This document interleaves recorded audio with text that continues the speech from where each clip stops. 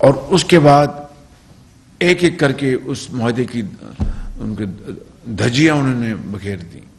مثال کے طور پر جب مارچ میں دنیا میں تیل کی قیمتیں آسمانوں سے باتیں کر رہی تھیں اور گیس کی قیمتیں، انہوں نے یکایک قیمتیں کم کر دیں.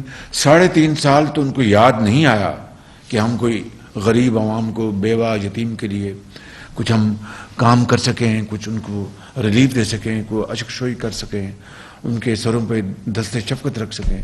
وہ تو ان سے بالکل عاری تھے، کوئی ایمپتھی نہیں تھی، کوئی غریب عوام کے لیے، کوئی عوام کے لیے کچھ کرنے کی ان میں کوئی تڑپ نہیں تھی. تو مارچ اسی سال 2022 میں جب ان کو یہ نظر آیا کہ اب شاید شکست ان کے مقدر میں ہے، تو انہوں نے جناب اچانک تیل کی قیمتیں کم کر دیں. دنیا میں آسمان سے باتیں کر رہی تھیں، اور اس کی نہ انہوں نے باقاعدہ فنڈنگ انہوں نے کی، اور نہ ہی جو کابینہ میں یہ معاملہ لے کے گئے اور اپنے تائیں یہ فیصلہ کر دیا، صرف کہ ان کو نظر آ رہا تھا کہ اب ووٹ آف نو کانفیڈنس شاید کامیاب ہو جائے گا، تو نئی حکومت آ رہی ہے، ان کے لیے ایک جال ہم سرنگ بچھا دیں. تو یہ ہے وہ شروعات جہاں سے ہماری حکومت نے 11 اپریل کو جب میں نے حلف اٹھایا تو یہ سب سے پہلا ہمیں یہ شوق ملا کہ انہوں نے نہ فنڈز مہیا کیے تھے. افسوس کی بات ہے کہ 75 سال بعد بھی، یعنی حضرت قائد اعظم نے جو خواب دیکھا تھا، یا حضرت علامہ اقبال نے، اور شرمندہ تعبیر کرنے کے لیے لاکھوں مسلمانوں نے جو عظیم قربانیاں دی تھیں، اور پاکستان کے بندے وقت دریا سرخ ہو گئے تھے جب وہ اپنا ہجرت کر کے اپنا یہ لمبی مسافت طے کر رہے تھے. راستے میں ان کے بچے، ان کے اپنا وہ شہید ہو گئے، مائیں شہید ہو گئیں، اپنا بزرگ شہید ہو گئے، گود میں جو بچے تھے ان کو شہید کر دیا گیا، اور ماؤں کے آنچل پھٹے.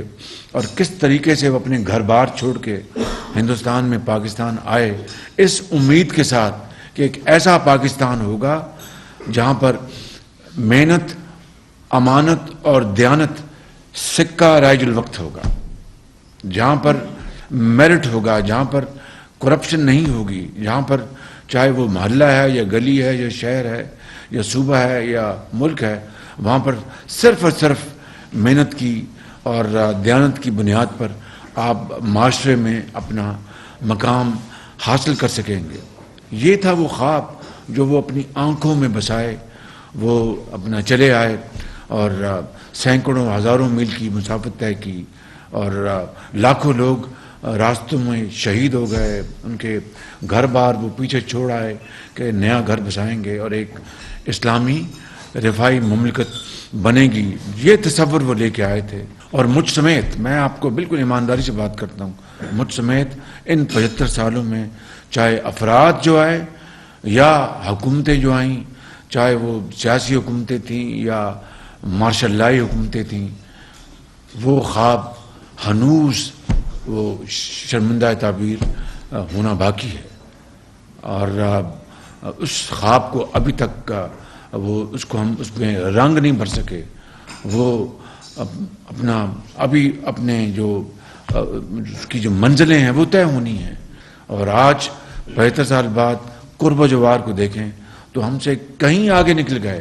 اور ہم آج بھی دیکھیے، اللہ تعالیٰ کا میں شکر ادا کرتا ہوں کہ پرسوں ہمیں چین نے ایک اور $2.3 ارب وہ قرض ہے، اٹس ناٹ اے گرانٹ، لیکن ان حالات میں the most trying circumstances we are passing through، میں سمجھتا ہوں کہ پاکستان آج ان تمام وجوہات کی بنا پر جو میں نے بھی بیان کی ہیں، یا بھی کچھ اور میں عرض کروں گا، جو اپنا اس وقت مشکلات ہیں، چیلنجز ہیں، وہ بے پناہ ہیں. وہ کیوں؟ اس لیے کہ ہم نے 75 سال میں بھی آج بھی ہم کچھ کوڈ لے کے پھرتے ہیں. اور چین کی بات میں ہمیشہ کرتا ہوں، میں سعودی عرب کی بات ہمیشہ کرتا ہوں، میں UAE کی بات ہمیشہ کرتا ہوں، میں قطر کی بات ہمیشہ کرتا ہوں، اور ہمارے جو دوسرے اسلامی دوست ان کی بات کرتا ہوں، جنہوں نے ہمیشہ پاکستان کا برے وقت میں، مشکل وقت میں ساتھ دیا، مالی طور پر تعاون کیا، سیاسی طور پر تعاون کیا، ڈپلومیسی میں انہوں نے ہمیشہ ہماری سپورٹ کی. وہ قومیں جو ہم سے بہت پیچھے تھیں وہ ہم سے آج بہت آگے چلی گئی ہیں. یقین کریں وہ کیوں؟ انہوں نے اپنا راستہ متعین کیا، وہ یکجا ہو گئے، انہوں نے اتحاد اور تنظیم کے ساتھ جو حضرت قائد اعظم کے فرمودات ہیں. تو وہ کریکٹر کہاں گیا قوم کا؟ لیکن ماضی میں اب جھانکنے سے اور رونے دھونے سے تو کچھ نہیں ہوگا. ہمیں آج بھی اگر ہم فیصلہ کرنے کہ ہم نے اپنے احوال کی اصلاح کرنی ہے، ہم نے بہتری لے کے آنی ہے، اور ہم نے اس قوم کا جو مقدر بدلنا ہے. کیا اللہ تعالیٰ نے، میں کہتا ہوں کہ خدا نہ خواستہ وہ اللہ تعالیٰ یہ چاہتا تھا کہ پاکستان بنے گا تو ہمیشہ غریب رہے گا؟ میں ایک آدمی سوچ بھی نہیں سکتا. لیکن وہ خود اللہ تعالیٰ کا حکم ہے کہ وہ اسی قوم کی تقدیر بدلتا ہے جو خود اپنی تقدیر بدلنے کے لیے اٹھ کھڑی ہو. اس کے علاوہ تو وہ قرآن کریم میں بار بار ذکر آتا ہے کہ نماز ادا کرو اور رزق کی تلاش کے لیے دوڑ نکلو. محنت کی بات اللہ تعالیٰ قرآن میں فرماتا ہے، امانت کی، دیانت کی، غریبوں کی، یتیموں کی. تو کہنے کا مقصد یہ ہے کہ اس قوم کو اللہ تعالیٰ نے بے پناہ اپنا قدرتی دولت سے، وسائل سے مالا مال کیا ہے. آپ دیکھ لیں کہ ریکو ڈیک کو دیکھ لیں، اربوں کھربوں ڈالر کے خزانے اس میں دفن ہیں، لیکن آج بھی ہم ان کو نہیں نکال سکے اور قوم کو ہم اپنا اس سے فائدہ حاصل کرنے سے ہم نے ابھی تک روک رکھا ہے. وہ قوم کا قصور نہیں ہے، وہ اس تمام قیادت کا قصور ہے جنہوں نے اس کو ڈیل کیا، اور غلط طریقے سے ڈیل کیا یا صحیح طریقے سے ڈیل کیا. مگر آج جو بھی حال ہے وہ دیکھ لیجئے کہ وہ خزانہ ابھی بھی بالکل وہ اندر دفن ہے، اور اس کو ہم پاکستان اپنی حالت نہیں بدل سکا. اس طرح میں اور کئی مثالیں دے سکتا ہوں. میں یہاں پر خود نمائی کی بات نہیں کرنا چاہتا کہ میں 10 سال پنجاب میں وزیر اعلیٰ رہا اور میں نے یہ کیا، نواز شریف کی قیادت میں یہ کیا. میں آج آپ کے سامنے میں ایک دکھی دل کے ساتھ جو 75 سالہ جو ہمارے جو دکھ ہیں، میں ان کا اپنا بیان ان کو کر رہا ہوں، اس لیے کہ ہمیں آج ان کو سامنے رکھ کر اور یہ اگر ہم فیصلہ کر لیں کہ نہیں، ہم تاریخ کا رخ موڑ دیں گے اور دریاؤں کو عبور کریں گے اور سمندروں کو پار کریں گے اور پہاڑوں کو ان کو ول کم اوور، تو پھر اللہ تعالیٰ راستہ دے گا. لیکن اس طرح نہیں کہ ہم آج چین کب تک ہماری مدد کرے گا؟ وہ کہتا ہوگا یار یہ کب تک ہمارے پاس آ کے ہم سے مانگیں گے. سعودی عرب ہمیں کہتا ہوگا کہ نہیں یہ ہمارے بھائی ہیں، یہ کب اپنے پاؤں پہ کھڑے ہوں گے؟ تو اس قوم کی اصلاح اللہ تعالیٰ تبھی کرتا ہے جو اپنی اصلاح خود کرنے کے لیے تیار ہو جائے اور فیصلہ کر لے. ہم نے اپنا کم سے کم 15-20 دن مہینہ ہم نے کہا کہ ہم کس طرح ہم اس حکومت کی مہنگائی اور ان کی بدترین غفلت، کرپشن، پی ٹی آئی کی میں بات کر رہا ہوں، ان کے جو سکینڈلز ہیں، چاہے وہ گیس کا سکینڈل ہے، چاہے وہ ایکسپورٹ کا، شوگر کی ایکسپورٹ کا سکینڈل ہے، گندم کی ایکسپورٹ کا سکینڈل ہے. اور آپ دیکھیں کہ پھر ان کو اربوں روپے سبسڈی دی اور پھر سبسڈی دے کے ان کو خزانہ خالی کر دیا، ان کو ان کی موجیں کرا دی، ان کی کارٹلز کی، اور وہ سکینڈلز انہوں نے بنائے. اور ہم ان کی پوری طرح ان کی بیخ کنی کرتے آئے، ان کی سختی سے ہم نے ان کو کنڈیم کیا. اور آج ہم بڑھائیں گے قیمتیں تو عوام کیا کہیں گے؟ لیکن پھر مجبوراً یہ کرنا پڑا، اور ہمیں اور پوری کولیشن کو، میاں نواز شریف کو، زعماء کو بڑی ان کو اس بات کی تکلیف تھی کہ ہم قیمتیں بڑھانے جا رہے ہیں.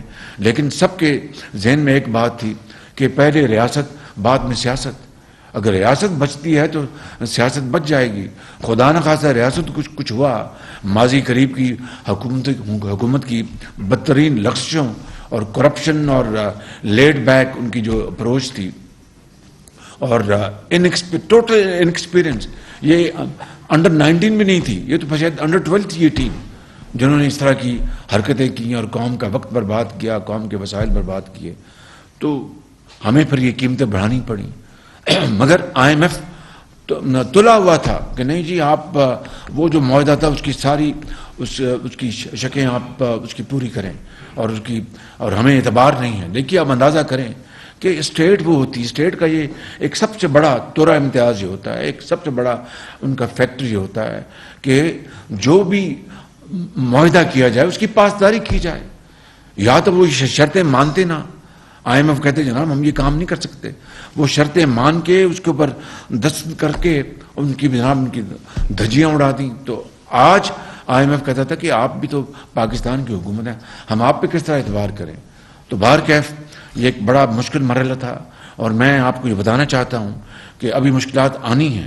دیکھیں میں ڈے ون سے میں نے کہا تھا میں قوم سے کبھی انشاءاللہ غلط بات نہیں کروں گا، جو بات ہے سچی بات بیان کروں گا، اور جو مصلحتاً کوئی قومی مفاد میں کوئی بات نہیں بتانی تو میں دل میں راز رکھوں گا، لیکن قوم کے ساتھ میں کبھی غلط بیانی نہیں کروں گا. تو انشاءاللہ میں کچھ ہو جائے میں بات وہی کروں گا جو سچی ہے، اور پھر اگر کوئی بات کسی وجہ سے نہیں بیان کرنی بنتی تو وہ ہم دل میں رکھیں گے، لیکن قوم کو دھوکہ نہیں دیں گے.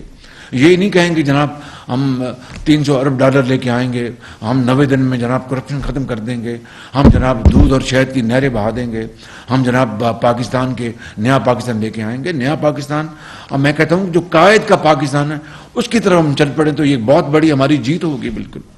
تو اس لیے اب آئی ایم ایف سے ہمارا معاہدہ جو ہے وہ شرائط جو ہے آلموسٹ وہ طے ہو گئی ہیں، اور انشاءاللہ اگلے چند دنوں میں امید ہے اگر کوئی آئی ایم ایف نے کوئی اور اپنے شرط نہ لگا دی تو یہ اب یہ معاملہ ہونے جا رہا ہے. لیکن آئی ایم ایف کے معاہدے کے نتیجے میں کیا راتوں رات خوشحالی آ جائے گی؟ بالکل نہیں. ہمیں اپنی جو فائنینشیل پوزیشن ہے اس کو مستحکم کرنا ہے، اور پھر اس پروگرام کے ساتھ جس سے ورلڈ بینک بھی ہماری طرف رجوع کرے گا، ایشین بینک بھی آئے گا، جو ادارے ہیں جو بائی لیٹرل ملٹی لیٹرل جو ادارے ہیں ان کے ساتھ، اسلامی جو ممالک ہیں ان کے ساتھ ہمارے جو فائنینشیل ٹریڈ وہ رشتے بڑھیں گے.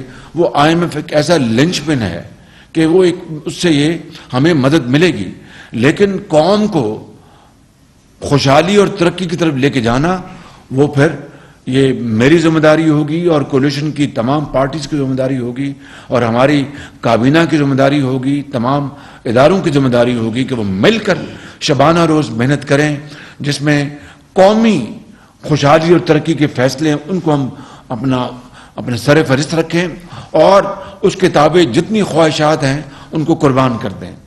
ذاتی پسند ناپسند اس سے اوپر ہمیں اپنا بڑھنا ہوگا، اٹھنا ہوگا، اور محنت کر کے اللہ کا نام لے کے ہم وہ فیصلے کریں جس سے کہ یہ قوم ترقی اور خوشحالی کی طرف بڑھے گی.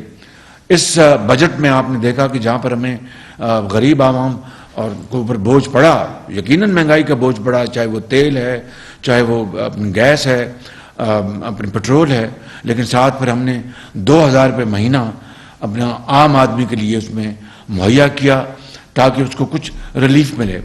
اور بھی انشاءاللہ عام آدمی کو ریلیف دینے کے لیے انشاءاللہ مزید اقدامات ہم اٹھائیں گے. اس کے علاوہ اس بجٹ میں، اور ابھی میں چند دنوں میں ایک قوم سے پھر خطاب کروں گا، پہلی مرتبہ تاریخ میں پہلی مرتبہ جینون ٹیکس لگایا جا رہا ہے نیٹ انکم کے اوپر. جو بڑے بڑے جو اس ملک کے جن کو اللہ تعالیٰ نے بے پناہ جو دولت سے نوازا ہے، صاحب ثروت جن کو کہتے ہیں، ان کو انشاءاللہ ہم ٹیکس لگا رہے ہیں ان کے نیٹ انکم کے اوپر. اور وہ کھرب پتی ہیں، ارب پتی ہیں، اللہ تعالیٰ ان کو اور دے. لیکن آج اگر عام آدمی اگر اس تکلیف سے گزر رہا ہے، اور عام آدمی نے، غریب نے، بیوہ نے، یتیم نے کب قربانی نہیں دی، کب انہوں نے پاکستان کے لیے اپنا خون پسینہ پیش نہیں کیا؟ 75 سال گزر گئے ہیں. وہ غریب عام آدمی وہی تو ہے جو پاکستان کا اصل معمار ہے، جس نے پاکستان کے چاہے وہ زراعت ہے، چاہے وہ صنعتیں ہیں، ان کی چمنیوں سے اگر دھواں نکلتا ہے تو وہ ایک مزدور کے ذریعے نکلتا ہے. اگر غلہ پیدا ہوتا ہے تو وہ دہقاں وہاں پر جو ہمارا کسان ہاری وہ پیدا کرتا ہے، اور دن رات محنت کرتا ہے، سردیوں میں، جاڑوں میں، گرمیوں میں. تو ان کے لیے ہم اگر انہوں نے بڑی مشکلیں برداشت کی ہیں تو میں سمجھتا ہوں کہ ہمارا یہ ایک سیاسی، دینی اور ملی فرض ہے کہ ان کو ہم پروٹیکٹ کریں, ان کے بچوں کو پروٹیکٹ کریں, ان کو تعلیم کے لیے, ان کو علاج کے لیے ان کو ہم سہولت مہیا کریں. بدقسمتی ہے, میں یہاں پر سیاسی بات نہیں کرنا, لیکن حقیقت یہ ہے کہ ماضی کی حکومت نے جو میاں نواز شریف کے آپ کے قائد کے دور میں جو مفت ادویات تھی اسپتالوں میں وہ ختم کر دی, مفت علاج تھا وہ ختم کر دیا. آپ یقین کریں, لیپ ٹاپس جن کے بارے میں پچھلی حکومت بڑے بڑے اعلانات دیا کرتی تھی کہ جناب یہ ایک سیاسی رشوت ہے, آپ بتائیے جب کووڈ آیا تو وہی لیپ ٹاپ جو تھا وہ وسیلہ بن گیا تعلیم کا, وہی لیپ ٹاپ جو تھا وہ وسیلہ بن گیا اپنا رزق حلال کمانے کا, کہ گھر میں بیٹھ کے آپ دنیا میں جہاں چاہیں آپ اس کو لیپ ٹاپ کو آپ ان کی پروگرام جو ای کامرس ہے اور بے شمار چیزیں. تو میں سمجھتا ہوں کہ وہ تمام اچھے کام جو میاں نواز شریف کے زمانے میں ہو رہے تھے سب اس حکومت نے نہ صرف ان کو ختم کر دیا اور غریب آدمی کو 3.5 سال میں ایک دھیلے کی کہیں ریلیف نہیں دیا. لاکھوں گھر لے لیں, ایک اینٹ نہیں رکھی, 1 کروڑ نوکری لے لیں, لاکھوں لوگ اور بے روزگار ہو گئے. تو میں سمجھتا ہوں کہ یہ ہیں وہ بڑے بڑے بلنڈرز اور ظلم اور زیادتی جو پچھلی حکومت نے کی.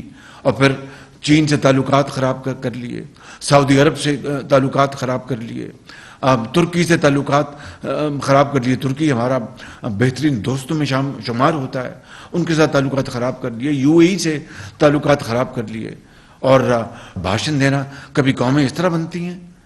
قومیں تو بنتی ہیں مل کر, دن رات وہ جستجو ہو, تڑپ ہو, اور دن رات محنت کر کے خون پسینہ بہا کر اس ملک کے غریب اور بیوہ اور یتیم اور عام آدمی, کاروباری, تاجر, ایک اسٹوڈنٹ, ایک مزدور, اس کی زندگی میں خوشحالی کا انقلاب لے کر آئے. تو میں سمجھتا ہوں کہ یہ وہ راستہ ہے جس کو ہم نے اب اپنانا ہے انشاءاللہ. اس کے لیے ہم پوری طرح تیار ہیں, میں پوری طرح تیار ہوں آپ سب کے ساتھ مل کر, تمام اتحادی جماعتوں کے ساتھ مل کر اور عوام کے ساتھ مل کر, اداروں کے ساتھ مل کر, پارلیمان ہو, چاہے ہماری مقننہ ہو, چاہے وہ ایڈمنسٹریشن ہے, چاہے وہ دوسرے ادارے ہیں, مل کر ہمیں اس قوم کو بنانا ہے. And I believe in this time tested quote, it's never too late, it is difficult but not impossible. میرا یہ ایمان ہے, یہی میرا ایمان ہے کہ مشکل ضرور ہے راستہ لیکن ناممکن نہیں ہے. بڑی بڑی قوموں نے یہ اپنی تاریخ رقم کی, جاپان نے تاریخ رقم کی, جرمنی نے تاریخ رقم کی.